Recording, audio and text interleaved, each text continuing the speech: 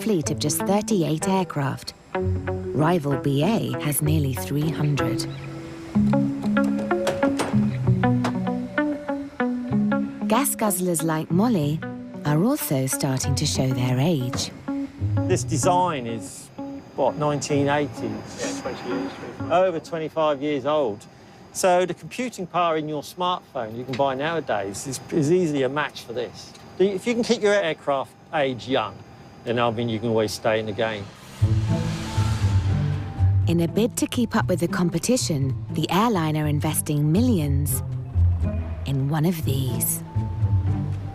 The new 787 Dreamliner is being built by Boeing in the States.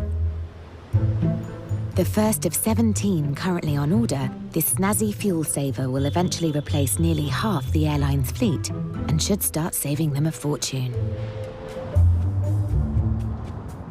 The airline's design manager, Nick Lusardi, is on an unusual shopping trip to the Boeing factory near Seattle. Thank you. We are going to choose the interior for the 787. You've been here before, then? I've been here about 3 times before, so yeah, I'm just getting my bearings again because it's been about 1.5 years since I was here last. When you buy a new Dreamliner, it's just a shell. What you put in it is up to you. From kitchens to lighting and carpets, this one-stop shop is a bit like a megabucks IKEA for primping up planes. I'm not sure we're going to get very many special offers off Boeing. I don't think they offer them. They don't do 2-for-1s, that's for sure. Well, it's a costly business, isn't it, kitting out a plane? Absolutely, yeah. Yeah, it's mind-boggling how expensive it can be. What's your budget for kitting out the interior? I'm not the right person to ask for that. I just spend the money.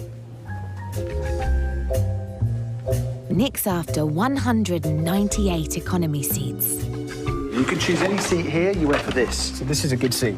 So it articulates in the back. So you get a lot of recline in the back, but also the seat pan articulates also. So it gives you a kind of cradling motion. Do you feel cradled now? I do, yeah. How much would one of these upper seats cost? It can be anything from 70,000 up to 100,000 dollars. For one seat? Yes. You imagine that you have 30, 40 of these in a cabin. That's a lot of money. But the airline isn't taking the upper-class seats from the catalogue. Nick and his team are designing their own. Why are you going for something different? We always do. That's the way that is the Virgin brand. We always want to put our mark on something. But it would be much cheaper if you didn't have to do that. But then we wouldn't be Virgin Atlantic. And it's not always about money. Hello. But the one thing Nick is getting off the shelf is the toilets. What are you looking for? I'm just looking at the level of detail within the toilet. The button, it illuminates to tell you how hot the water's getting. Did you ever think when you were growing up that you'd be having to look at detail in toilets for something like this? No, I didn't.